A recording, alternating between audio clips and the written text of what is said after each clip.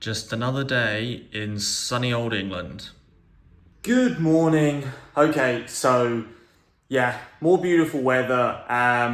So I think probably today we're gonna try and if the weather, if the rain stops at some point and actually am able to get outside and use the net, then we'll definitely do a bit of work there, do a bit of work on ball striking and low point control. But failing that, if the weather keeps up the way that it is, probably we'll just try and get the putting mat out and do some indoor putting.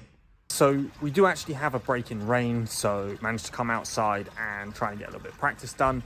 Definitely going to be concentrating on low point and strike control, so basically making sure I'm hitting ball first and then turf, which is definitely a big issue that I sometimes struggle with, and I know lots of other people do. So I kind of wanted to run through some of the drills, the things that I work on, some of the things that I've been told in lessons to work on, and also cover my favorite ones, so you can try and maybe take this for yourselves, depending on whether you can actually hit golf balls, whether you have a net at home, maybe you're at the driving range, different things like that. So I'll kind of cover the different ones, and kind of run through what I would normally do.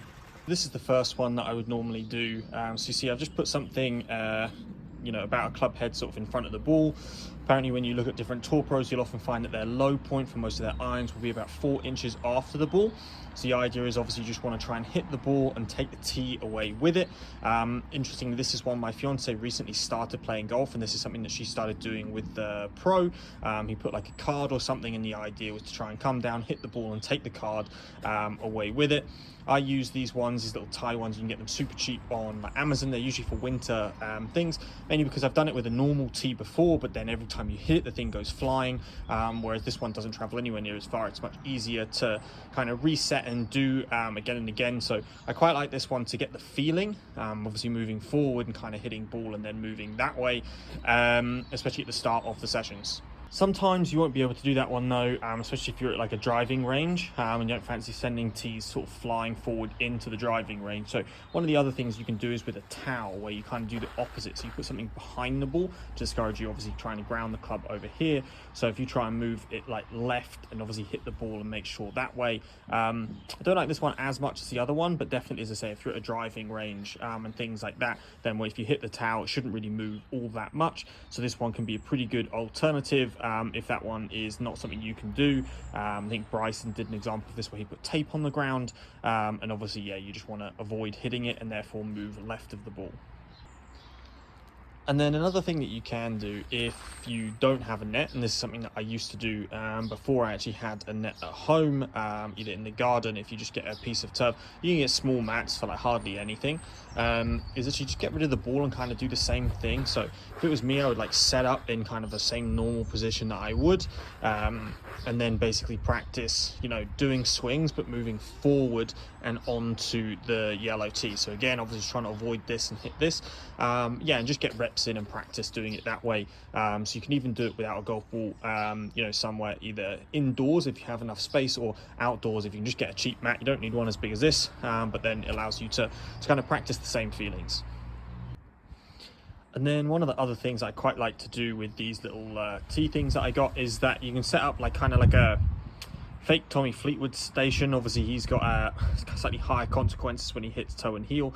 Obviously he's much better, but I can basically have it set up so obviously if I'm going to hit the heel side, I would catch the red marker, and if I'm going to hit the toe side, then I would catch the yellow marker, and again still obviously trying to move forward and hit the blue one. So that just generally helps with all-round strike. What I would normally do, because that's definitely a tendency of mine, is then put something that's quite close to the toe, so even with a good striker, probably close to the toe side, to try and move strike the other way to bias it that way, so that hopefully eventually I will sort of find a middle ground in the middle.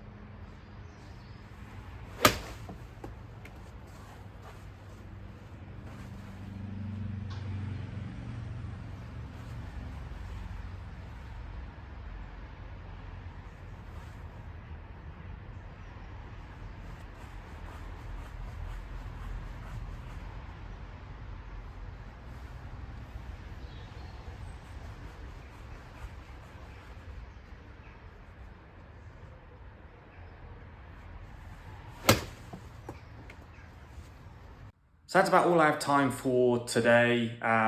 Feel like I'm starting to strike it pretty well.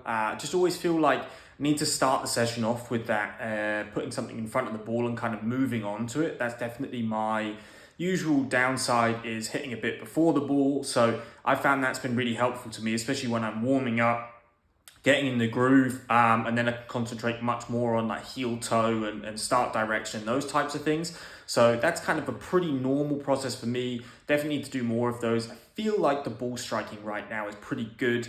Not the best time of year for it, as I say, golf courses are still closed. Hopefully going to be able to get out on there soon and be actually able to take it to the course. But yeah, things are feeling pretty good. Those are the drills that I often try and use, and hopefully they'll be able to help other people too. So that's about it for today, and I'll be back again tomorrow.